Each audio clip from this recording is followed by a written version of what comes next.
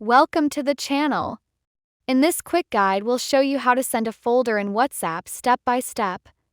Now, WhatsApp doesn't support sending folders directly, but there's a simple workaround and we'll walk you through it. First, you'll need to compress the folder into a zip file. Open your Files or File Manager app, then locate the folder you want to send. Tap and hold the folder to select it. Now, look for the compress or zip option and select it. Your folder will now be converted into a zip file. Next, open WhatsApp and go to the chat where you want to send the folder. Once you've located it, tap to select and finally hit the send button in the bottom right corner. And that's it. Your folder is now sent as a zip file via WhatsApp.